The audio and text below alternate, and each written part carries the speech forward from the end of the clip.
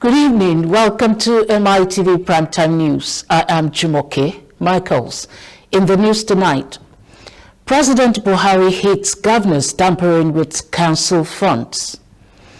Federal government wants governors using thugs to disrupt opposition's campaigns. Ogun Labour Party sacks Doyin Okupe, 11 others. From the foreign scene, China eases some COVID restrictions amid protests. And in sports, Belgium out of World Cup, Croatia claim draw. And now to the stories. President Muhammadu Buhari has slammed governors over what he described as their unfair treatment of the administration at the local government level. The president spoke from the heart after delivering his speech at an event hosted for members of the Senior Executive Course 44 2022 of the National Institute for Policy and Strategic Studies, NIPSS, at the Presidential Villa, Abuja. Citing a personal experience involving an unnamed governor, the president portrayed the sort of corrupt practices perpetrated by some governors in dispensing resources meant for local councils' administrations. President Buhari added that it beats anyone's imagination how some governors would collect money on behalf of council areas in their states, only to remit half to the council chairman, who would further deplete the remittance in further pilfering of public resources.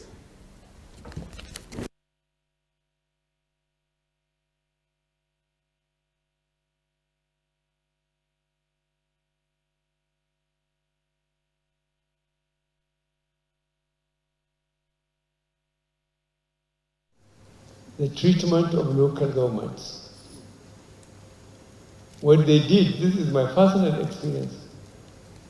If the monies from the federal government to state government, say it's 100 million, let's put it 100 million. 50 million will be sent to the chairman with a letter that he will sign that he received 100 million. The governor will pocket the balance and share it with whoever he wanted. And then the chairman of the local government will see how much he must pay in salaries to help goes to development. Money for the salaries will be given and the balance will put in his pocket. This was happening. This is Nigeria. It's a terrible thing. You cannot say the person who was doing that was not educated. He was a qualified lawyer. He was experienced.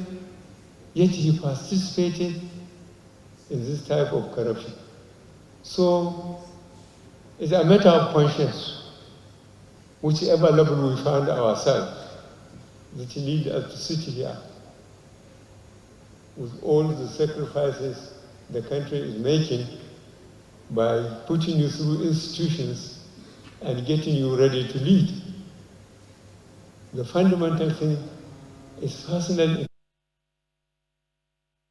Finance, Budget and National Planning, Zainab Ahmed, has stated that Nigeria is not broke.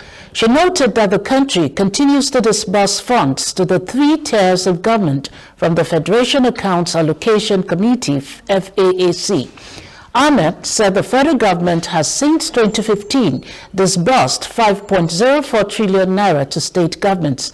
She spoke at the presentation of President Muhammadu Buhari's administration scorecard 2015 to 2023. According to her, the non-oil sector drives the nation's economy than the oil sector, owing to vandalism of the oil infrastructure. The minister also said that oil production is increasing, stressing that as at October 2022, it soared to 1.4 million barrels per day. She said 1.7 trillion naira was released for this year's capital projects as September 2022.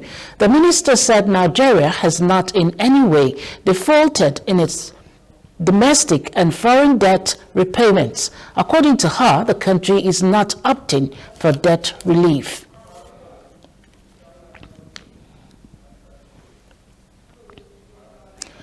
The Nigerian military has said 21 criminal elements were arrested during a joint raid at 3 locations in Abuja Municipal Area Council, while over 200 motorcycles were recovered and destroyed during the operation. Director Defense Media Operations, Major General Musa Damadami, stated this at the bi-weekly briefing in Abuja.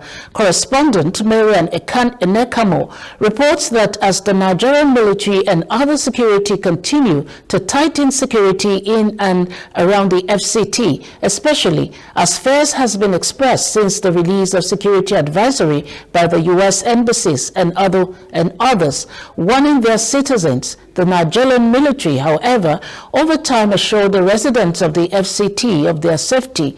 While briefing newsmen at this bi-weekly media update on military operations, the Director Defense Media Operations, Major General Musa Damadami, said troops during a joint raid operation at Guzape, Apo, and Area 1 district in Abuja Municipal Area Council arrested 21 suspected criminals, while over 200 motorcycles were recovered and destroyed during the operation.